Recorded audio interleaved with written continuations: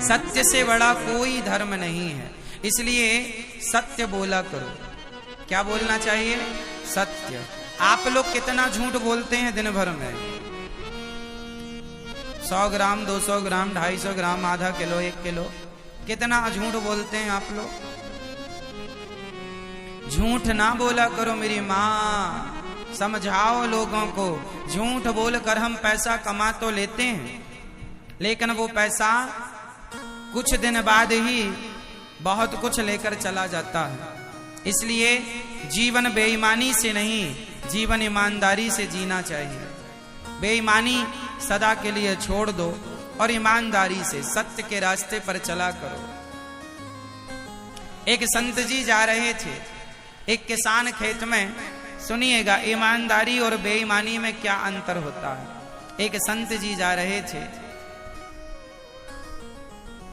स्वामी जी जा रहे थे। एक किसान खेत में हल जोत रहा था। उसकी पत्नी रोटी लेकर आई। उसने संत जी को देखा, संत जी को बुलाया। किसान ने चरण धोकर संत जी को एक पेड़ की छांव में बिठाया और पत्नी ने जो भोजन लाई थी उस भोजन को संत जी को परोस दिया। तभी संत जी का एक बड़ा आदमी चेला था, शिष्य था। वो दौड़ा दौड़ा आया, अरे गुरुजी घर चलिए, आपके लिए देखो 56 भोग हमारी घरवाली ने बना रखा है। संत जी को वो भोजन वहीं लेकर के आ गया, 56 प्रकार का। संत जी बोले हम तेरा 56 भोग नहीं खाएंगे, ये किसान की रोटियां खाएंगे। उस बड़े आदमी ने कहा, अरे क्या रखा है सूखी रोटियों में, हमारे घर चलते तो 56 भोग खिलाता।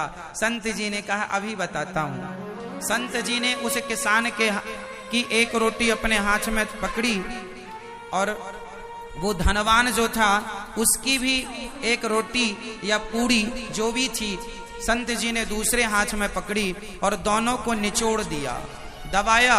और जब निचोड़ा तो संत ने जब निचोड़ा तो जो किसान की रोटी थी उससे दूध टपकने लगा और जो उस धनवान की जो पूड़ी या रोटी जो भी थी उससे खून गिरने लगा, रक्त टपकने लगा।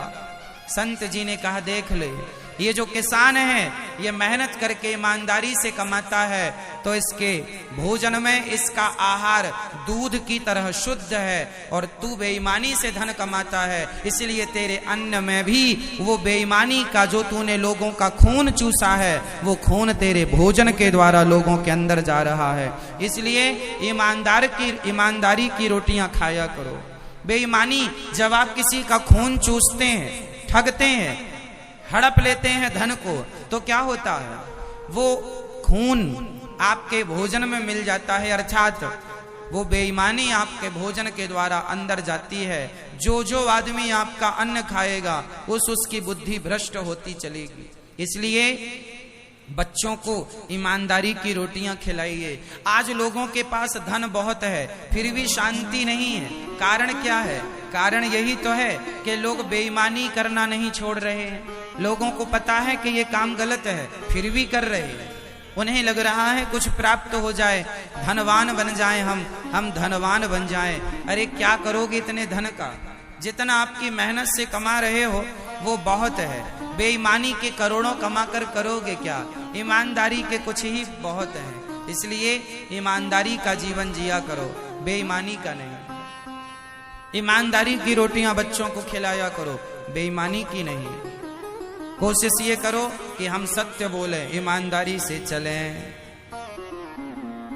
सत्य बोलना ही धर्म है। हमारा धर्म क्या है? जोर से बोलो। सत्य बोलना धर्म है कि झूठ बोलना? जोर से। सत्य बोलना। इसलिए सत्य बोला करो। दया ही धर्म है।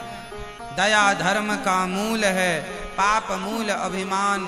तुलसी दया न छोड़िए जब तक घट में प्राण। दया ही धर्म है, सत्य ही धर्म है। परोपकार परहित सरिस धर्म नहीं भाई, पर पीड़ा सम नहीं अधमाई। परोपकार ही धर्म है, तो परोपकार का जीवन जिया करो। भला कीजिए भला होगा, बुरा कीजिए बुरा होगा। जो करेंगे वही भरेंगे।